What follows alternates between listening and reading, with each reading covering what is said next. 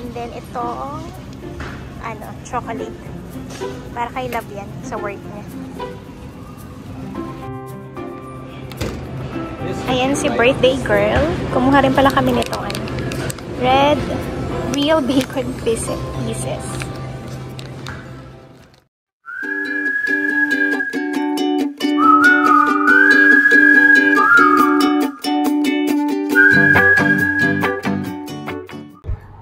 Hi everyone! Welcome to Zeta's Mama and Daddy's YouTube channel. So today is the 19th of April and pupunta ulit kami ngayon sa Walmart para mag-grocery shopping.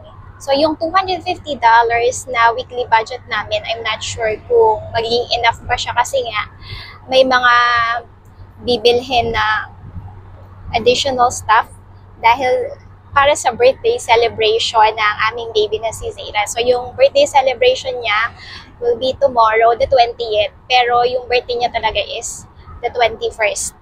Kaya lang, si Love ay babalik na sa work ng 21st ng gabi. Kaya Saturday na namin gaganapin. So, ayun ang ating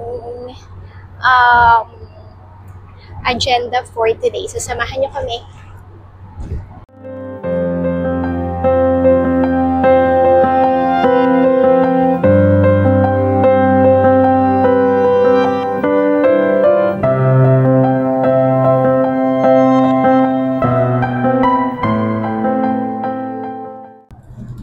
So bukas magkakaroon lang kami ng simple celebration. Walang kami-kami lang, family members lang.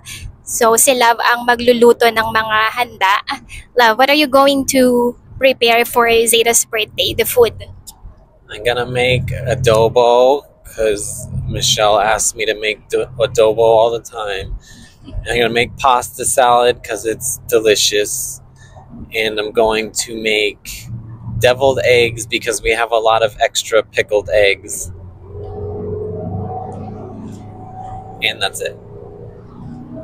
So ayun yung mga handa bukas ni Zeta. So since simple lang naman, simple birthday celebration, hindi din ganun kadami yung handa.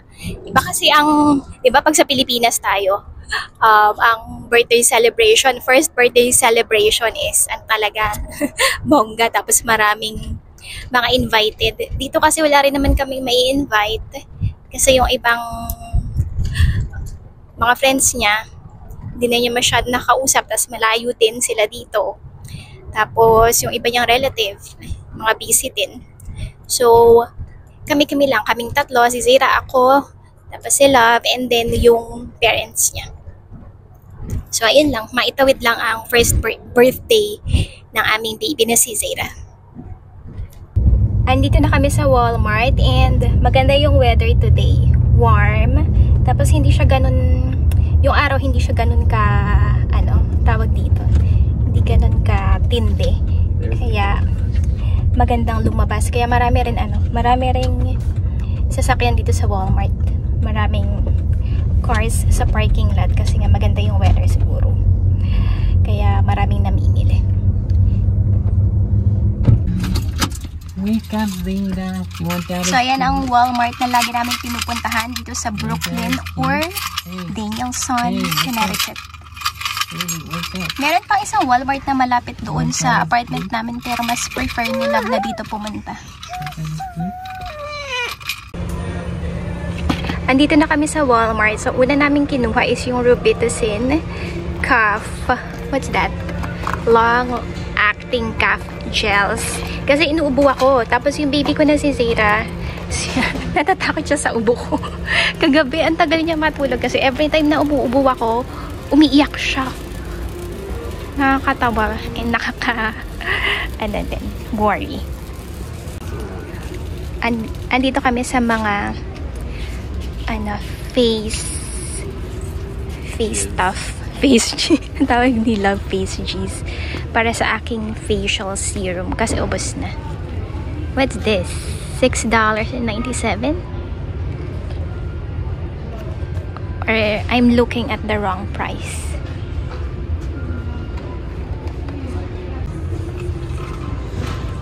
So ito kukunin ko to. Hyaluronic acid.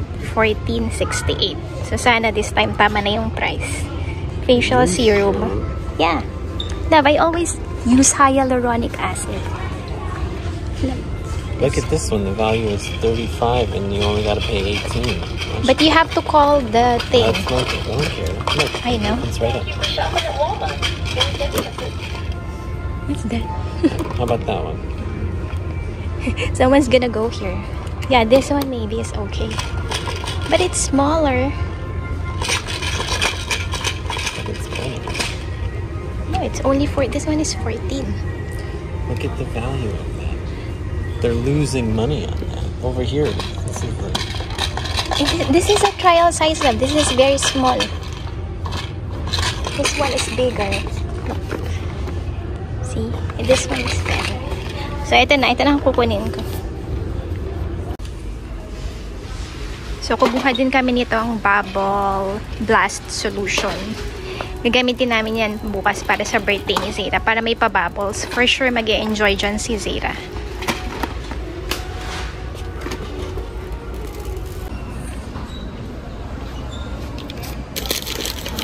Kuha ulit kami ng wet wipes para kay Zara.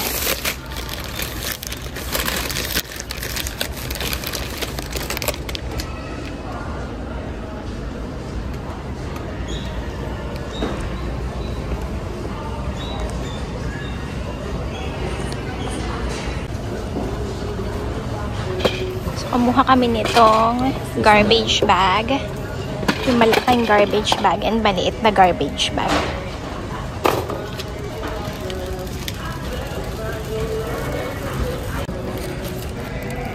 And then this one, paper towels, 2 pieces.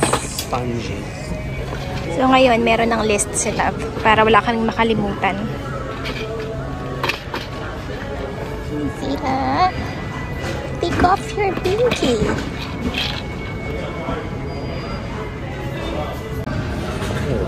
So, yung mga nadagdag is yung whole milk.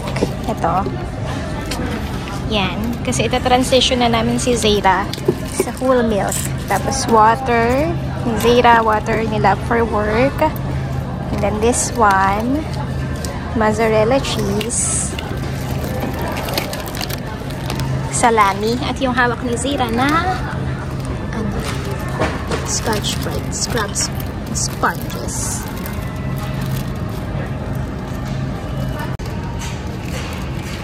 Naghahanap naman kami ng bay leaves dito para nga sa adobo. And yung presyo ng bay leaves dito, how much is it? Ito siya. $2. $2 yung presyo ng bay leaves. Diba sa atin sa Pilipinas, mura lang to. Yung sa ano lang, tindahan, tingi-tingi. What's that? And then, peppercorn. Ito, kumuha din ako ng diced peaches. 100% juice. Del Monte. And then ito. Pasta. 2 boxes. And then yan, yung pork. Is this for the adobo na? Yeah, so yan yung gagamitin namin for adobo. So, ito kukuha ulit ako ng Maruchan hot and spicy chicken.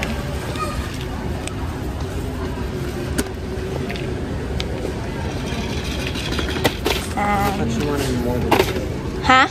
Like 6. Okay. 6 pieces. 2, 3, 4. Now, get 2 more. These are at a premium because they're spicy. It's just before. Because if you get It's 52 cents. If you get non-spicy, they're look. You get 6. Oh wait. So, ito yung nadagdag. Newton whole grain fig. Katulad last week. Tsaka, ba ito? Mac and cheese.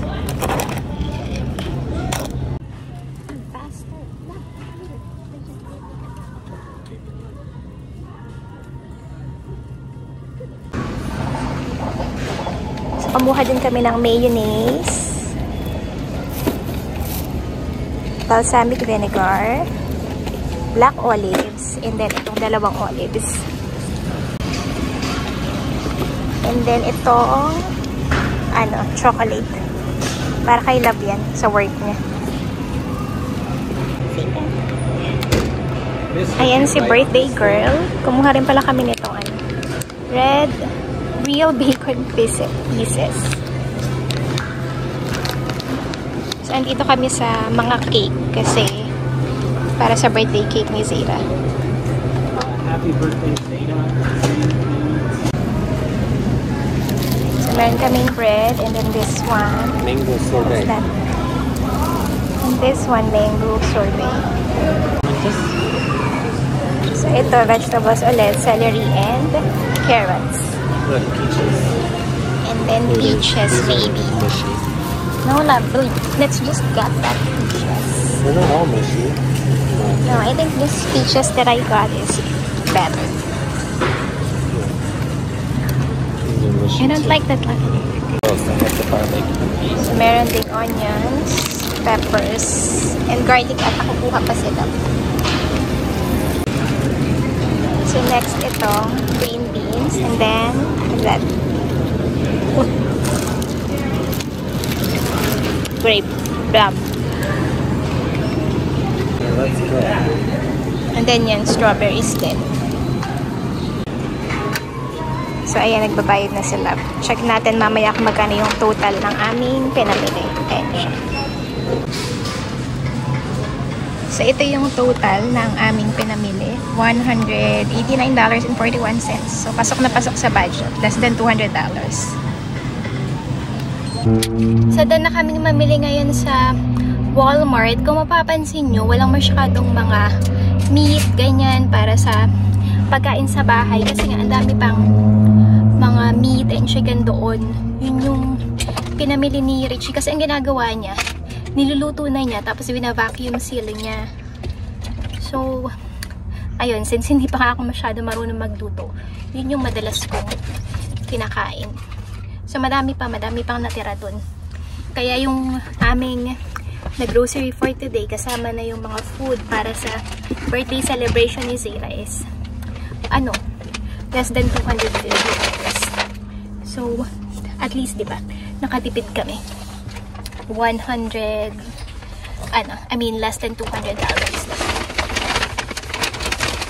So, ayun nga, antay lang namin si Richie na pasok lahat ng aming pinamili and then pauwi na rin kami. So, ayun lang for today's video, guys. Thank you so much again for supporting Zayra's Mama and Daddy's YouTube channel. See you again soon. Bye-bye! Bye-bye! Bye-bye!